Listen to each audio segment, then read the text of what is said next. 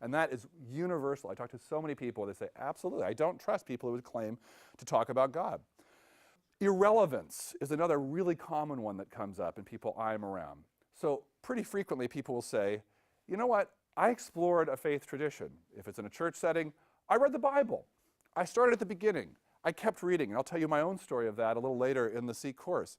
But they'll say, after a while, what I got was a long list of dietary laws and a long list of things like, if I can be indelicate, women menstruating can't go in God's presence. And they would say, how is this relevant in 20th century America? I'm not quite tracking how something that was written to a nomadic tribal culture thousands of years ago translates. There might be deep spiritual truths, but they're kind of hard to tease out because the context is so different. And that's not just in my own background, but in every faith tradition. The ancient texts, the ancient books are old. They are ancient. And they're written to a very different group of people. And it's pretty hard just to pick it up as a person you might be a reader, and you'd say, I'll just pick up the Quran, I'll just pick up whatever, and I'll do a little reading to kind of catch up on, be an educated person. What most people find is you pick up any faith text is they seem irrelevant. They're just really hard to tease out. That's a very common thing that comes up. And maybe the biggest negative, the biggest reason not to pursue faith that I've talked about, trumps all the other ones, is dullness. It's so boring. I hear that story again and again and again. People say, I tried to go with my parents to any different faith community of any different stripe. It was tedious beyond belief. Now my experience was that after my faith, my church experience ended, it's not that I never went to church. I would go to church, usually with my mom, sometimes with my mom and my whole family, on the big holidays. We were Easter and Christmas church attenders sometimes, not every Easter and Christmas, but on occasion.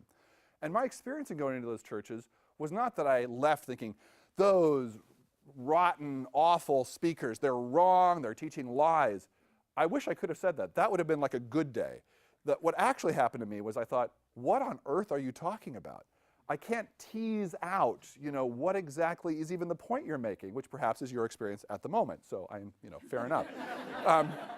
But that was how I was feeling in those settings. It was so dull because I couldn't kind of get my hands around even what was being said. They were using religious language that seemed to mean something to them and their faith community. And I wasn't even sure what they were trying to convince me to do. And so if nothing else that would have kept me away from this, just being bored out of my mind would have done it. And that was very, very common with other people as well. Now, all that said, most people that I talk to are rethinking that, right? They wouldn't be sitting in a Seek course if they weren't reconsidering that maybe, despite all the negatives in pursuing faith, there might be a few reasons to at least give it one more shot. And so I thought I would flip it now and talk a bit about if there's perfectly compelling reasons why you shouldn't consider faith in Jesus. Nonetheless, all these people I've talked to who own those reasons not to pursue faith in Jesus wholeheartedly, or faith at all wholeheartedly, they're still sitting in a room like you are considering faith. And they give me reasons why. I ask them, so why are you here then, if that's all true? Here's some of the most common things they say that I wonder if they resonate with you. One is, maybe there's more to life.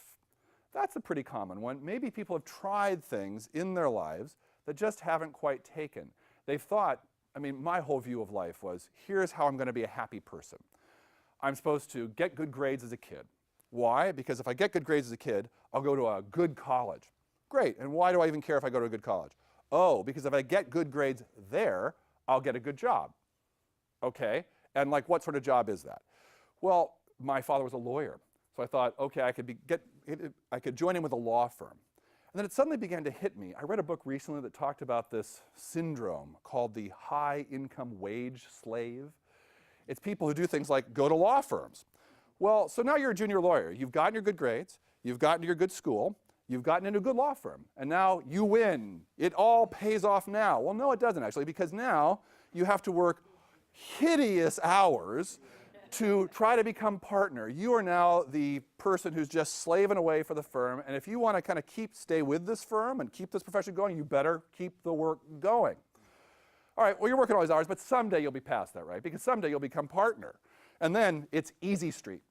Well, I get told, no, that's actually not quite true. Partners then have all the stress of making sure the law firm doesn't go under on their shoulders. All these people working for them, they're the ones who keep it going. So they still work pretty much as long as they ever worked as a kid. And then what happens? Well, then they die. Wow. You put it that way, who could resist? You know. And along the way, you're supposed to get this good job, and then you're also supposed to maybe find someone you like to get married to. Get married to them, raise a family, find that great person. And fantastic. But I thought, so the whole point is, I keep slaving away to make sure I'm working to get the next thing. The next thing comes, and it's supposed to be the big winner, but it's actually not the big winner. It's just supposed to be another place for me to slave away to get the next thing until I die. But at least the good news is when I die, hopefully I can leave a lot of money to my kids so they can do the exact same thing I did. Maybe there's more to life. That is a really common sentiment. I talk to all sorts of people who've done fine in life. Their life has done fine, and they're not happy. And they keep thinking, this is what I did everything for? I read a fascinating book a few years ago, kind of an obscure book, but it really helped me, called The High Price of Materialism. It's by a guy named Tim Kasser. He's a psychology professor at, I think, Knox College in Illinois. And what he tried to do was to survey nations all over the world in terms of their happiness. And so he collected, it's a kind of a cottage industry now. He was on the forefront, but people do this all the time now. And what he tried to do was collect every bit of happiness research from all over the world to find out what makes people happy, right? Fair enough. That's a good question. And he found some very interesting things that crossed, he felt, all cultures all over the world. And the question was, will more money make you happy? And he had a pretty interesting answer, I think. It was a three-part answer, if I'm remembering. Answer number one, yes, absolutely. If you do not have your basic needs met, more money will definitely make you happier. Absolutely. If you don't have basic shelter, clothing, education for your kids, if you're wondering where your next meal is coming from, if you're under constant stress because you don't have enough money, totally. Happiness skyrockets. However, part two, once your basic needs are met, and this is intriguing, not $1 or whatever your unit of money is more, they won't make you any happier. At that point, you can get $1 more or a cajillion dollars more, and you will not be any happier than you were once your basic needs are met. Well, that's kind of interesting because we all kind of think I'd like to have more money. I mean, surely, I'm not all about the money, but if I had more money, I'd be happier, right? Who wouldn't be? You could take trips, you could do more fun things, you wouldn't feel stressed on occasion because most of us feel stressed every now and again because we don't have enough money. And then his third insight kicks in, and that was the real kicker to me.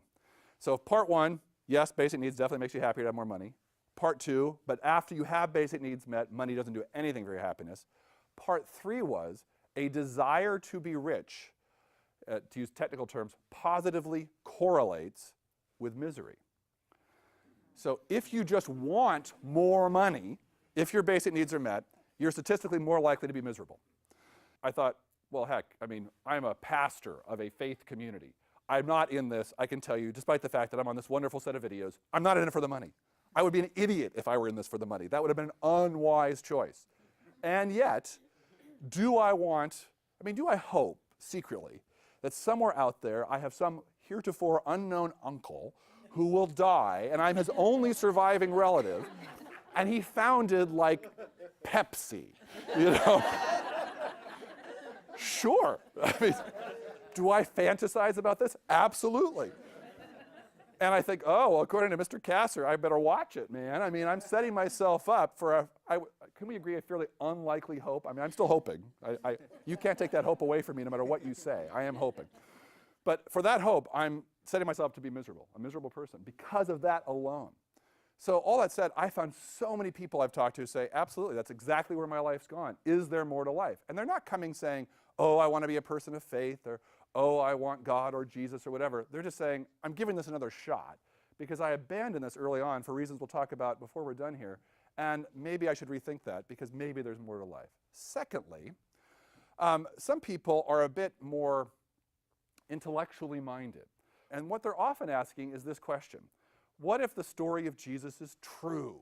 So I live and work in this fancy schmancy educational center, Cambridge, Massachusetts, home of places you might have heard of like Harvard and MIT, all these smart people.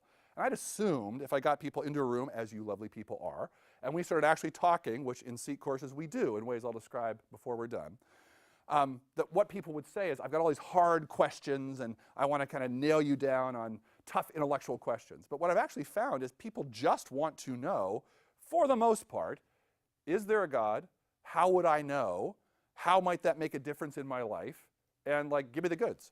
And so we either give them the goods or we don't give them the goods. We either win or lose, but that's pretty much it. Except there are some people who say, yeah, but that's it. It's not like I'm a completely non-thinking person. And the claim, at least in the Western world, is often, hey, there's this story out there about this guy Jesus who claims maybe to be God or the Son of God or something. And that seems to have implications if it's true. That's the claim. So let's just deal with it. If it's true, tell me. If it's not, then I guess it's not. So some people do ask that, and we'll talk about that in Seek. Now, that said, that leads to the next question that often brings people to Seek, which is how does Jesus fit in with all the religions of the world? I will